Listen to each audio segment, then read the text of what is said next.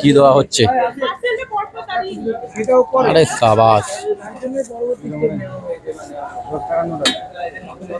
Hello everyone, তো কেমন আছে সবাই? আশা করি সবাই ভালো আছে।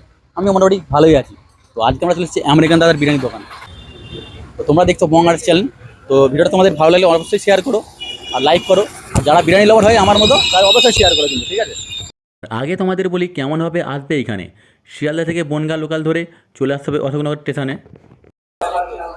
এখন আমি চলে এসেছি অশোকনগরে, আর এখান থেকে আমেরিকান দাদা বিরিয়ানির দোকানে যাবো। তো এখান থেকে নেবে, এখান থেকে এই সিঁড়ি থেকে গিয়ে এই দিকটা যেতে হবে।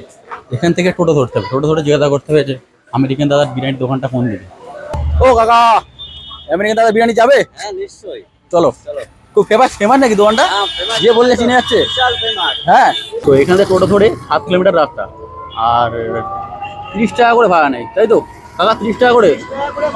হ্যাঁ, আচ্ছা আচ্ছা, ঠিক আছে, চলো। ফাইনালি চলে এসেছি আমেরিকান দাদার বিরিয়ানির দোকানে। আজকে মোটামুটি ভালোই ভিড় আছে। আর গিয়ে প্রথমে দাদার সাথে দেখা করলাম, আর দাদাকে জিজ্ঞেস করলাম কেমন আছো, সব ঠিকঠাক চলছে নাকি। দাদা বলে সব ঠিকঠাক আছে। আর দাদার কিন্তু ব্যবহারই খুব ভালো, ঠিক আছে। আর ওনাকে জিজ্ঞাসা করলাম আমেরিকান দাদার বিরিয়ানির নামটা কীভাবে হলো। তো উনি বললেন যে উনি আগে আমেরিকায় কাজ করতেন, তো ওখান থেকেই নামটা হয়েছে যে আমেরিকান দাদার বিরিয়ানি। আর অনেক ভিডিওতে আমি দেখি যে দাদার ব্যবহার ভালো না, অনেকজন বলছে। ওটা তেমন কিছু না। আমরা যদি বিরিয়ানির দোকানে গিয়ে জিজ্ঞাসা করি যে দাদার ডাল ভাত পাওয়া যায় নাকি, সে তো বিরক্ত হবেই, তাই না? এই আমেরিকান দাদার রান্নার জায়গা, বিরিয়ানি রান্না হচ্ছে এটাই। কত হাঁড়ি হলো? এই 3 হাঁড়ি গেল। 3 হাঁড়ি চলে গেছে? না, 3 হাঁড়ি যাবে। 3 হাঁড়ি যাবে মানে 2 হাঁড়ি গেছে, 1 হাঁড়ি যাবে। আর কতক্ষণ দোকানটা, মানে কটা থেকে অবধি থাকে দোকান খোলা? 7:30 থেকে 8টা অবধি। 7:30 থেকে 8টা অবধি। টাকা তো এখন 6 করে সোজা চলছে।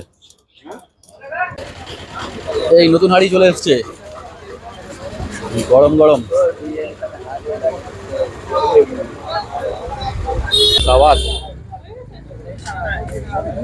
গোলাপের পাপড়ি দেওয়া নাকি?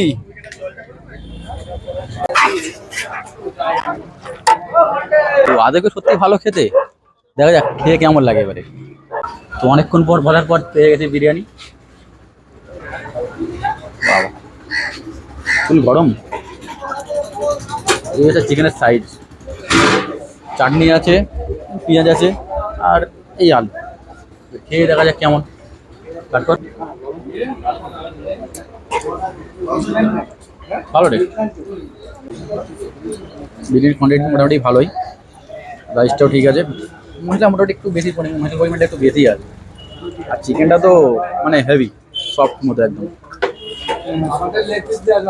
ভালো।